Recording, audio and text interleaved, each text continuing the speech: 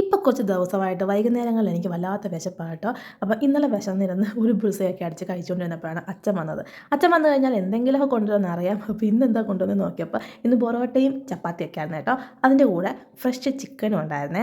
എന്നാൽ പിന്നെ ചിക്കൻ കറി വെച്ച് പൊറോട്ട കഴിക്കാം എന്ന് കരുതിയാണ് ഞാൻ ഈ ചിക്കൻ കറി വെക്കാൻ തുടങ്ങിയത്. അപ്പം ചിക്കൻ ഇത്തിരി അധികം ഉള്ളതുകൊണ്ട് ഞാൻ പകുതി എടുത്തങ്ങ് ഫ്രിഡ്ജിൽ വെച്ച് കേട്ടോ. പിന്നെ നമ്മൾ ഉള്ളിയൊക്കെ കൊണ്ടുവന്ന് അറിയാൻ വെച്ചപ്പോഴാണ് വീഡിയോ എടുക്കാനുള്ള സൗന്ദര്യം എനിക്ക് പോരെ എന്നൊരു ചോദ്യം. അപ്പം ഞാനൊന്ന് ഒരുങ്ങി കേട്ടോ. എന്നിട്ട് നേരെ വന്ന് ഉള്ളിയരിയാനൊക്കെ തുടങ്ങി. ഉള്ളിയരിയാൻ തുടങ്ങിയപ്പോൾ കണ്ടില്ല നിറയെ ഉള്ളിനരി വേണ്ടി ഞാൻ കരയാൻ തുടങ്ങിയിട്ടുണ്ടായിരുന്നു.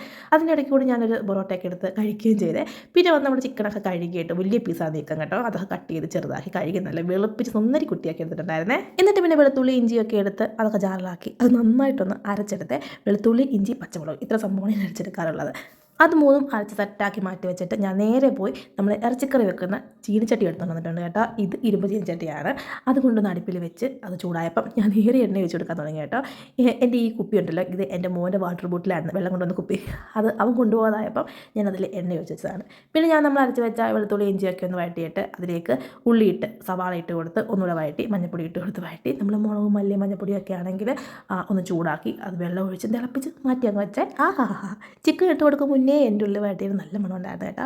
പിന്നെ അതിലേക്ക് നേരെ അങ്ങ് ചിക്കൻ ഇട്ട് കൊടുത്ത് നന്നായിട്ടൊന്ന് വഴറ്റിയെടുത്തിട്ട് അതിലേക്ക് ഞാൻ കുറച്ച് മുന്നേ വറുത്ത് വെച്ചിരുന്ന ആ മുളകൊക്കെ ഇല്ലേ, മുളകും മല്ലിയൊക്കെ ആ സംഭവം കൂടെ ഒഴിച്ച് കൊടുത്ത് നന്നായിട്ടൊന്നുകൂടി ഇളക്കി ഉപ്പിട്ട് ഞാൻ വീണ്ടും അതങ്ങ് അടച്ച് വെച്ചിട്ടുണ്ടായിരുന്നേ.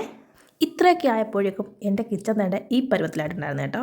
ഇനി അതൊന്ന് ക്ലീൻ ചെയ്യണം. അപ്പോൾ തന്നെ ഇതാണ് എൻ്റെ ട്രൈപോഡ് കേട്ടോ. ഇതിൻ്റെ മുകളിലും താഴെയൊക്കെ വെച്ചാണ് ഞാൻ വീഡിയോ എടുക്കാറുള്ളത്. അപ്പോഴേ നമ്മൾ വിഷയത്തിൽ നിന്ന് മാറിപ്പോയിക്കൊണ്ടിരിക്കുന്നത് നമ്മൾ പറഞ്ഞു നിർത്തിയതാണെന്ന് ചോദിച്ചാൽ കിച്ചൺ ക്ലീൻ ചെയ്യുന്നത്. അപ്പോൾ അതുകൊണ്ട് ഞാൻ നേരെ പോയി കിച്ചൺ ക്ലീൻ ചെയ്ത് കേട്ടോ.